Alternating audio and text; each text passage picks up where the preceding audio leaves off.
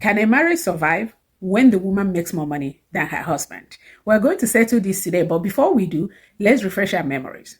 This president, look at you. What do you think you can do? Because you are making more money than I am. That's why you want to talk to me. My fault. Is it my fault? Am I the one that said it should be no budget on the pelu? Don't get pelu that you know that I'm not doing. It's my fault. You are mad. You are not comparing me. You are, madam.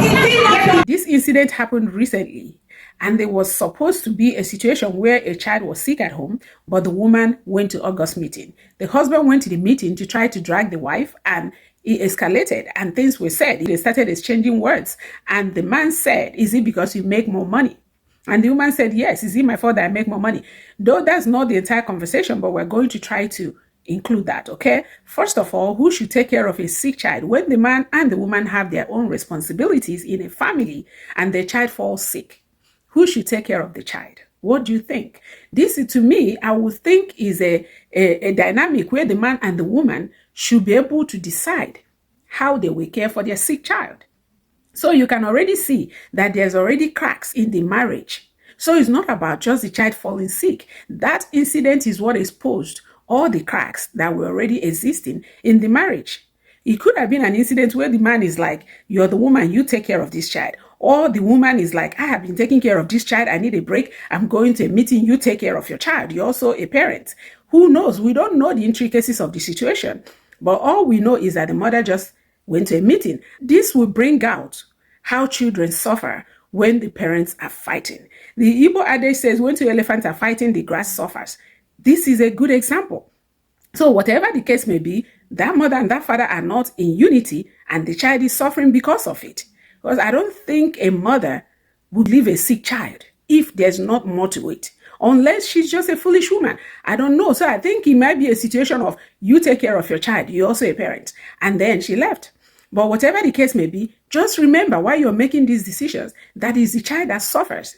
So don't leave because you want to punish the parent and the child suffers.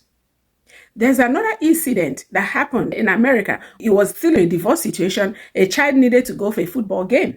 And the mother was like, "I'm always the one taking him. I'm always the one bringing him. So you go pick him up after the game." Because they went for the game from school. After school, the father did not go pick up the child because the father is like, "If he's going to go, you pick him up." The mother is like, "It's your turn to be with the children. So you go pick him up."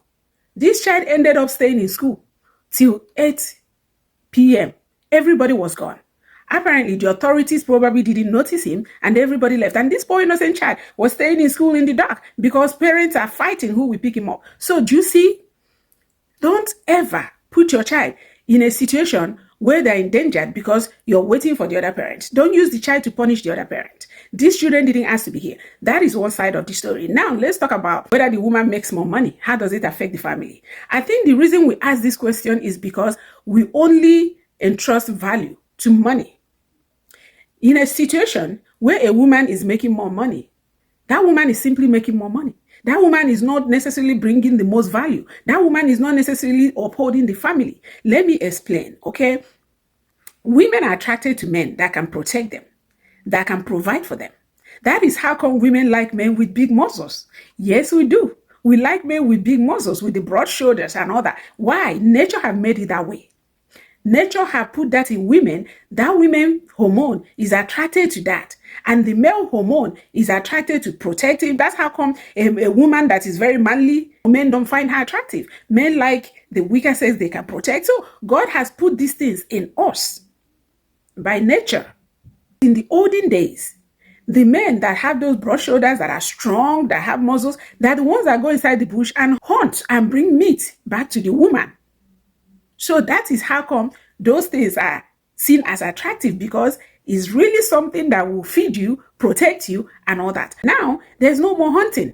No man is trying to go hunt. So a woman is still attracted to a man that can provide, that can protect. Provision is not only monetary.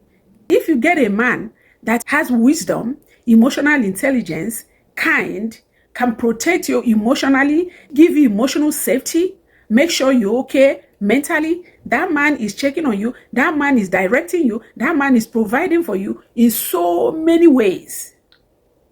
That man is even helping the family invest money. Even if the woman is making more money, the woman may not know what to do with that money. That man is the one that will multiply the money for the family because they are very vast in knowledge, investment, and things like that.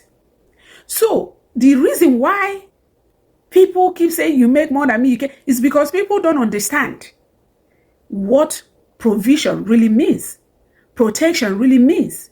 It's not monetary. You can make money and not know what to do with it. You can make money and not know how to go buy food. It takes somebody that knows where the food is sold, how to buy the food, how to cook the food for that money to be useful. So it's not about who makes more.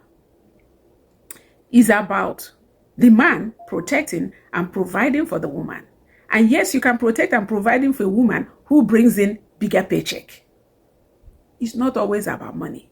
So in that case, if there's mutual respect, if there's mutual investment in family growth, if there's mutual understanding, whether the woman makes more or the man makes more should not be a problem.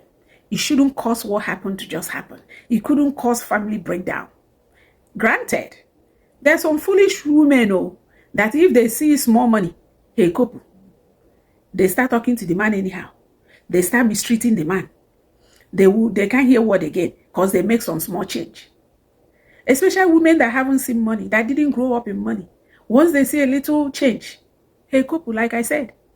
So that is different. That's not what I'm talking about. I'm talking about situations where both individuals have their head screwed on straight.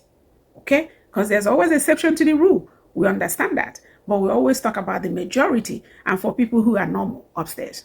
Anyway, that concludes my video. Thank you all for watching. Until next time, may God bless you. Bye.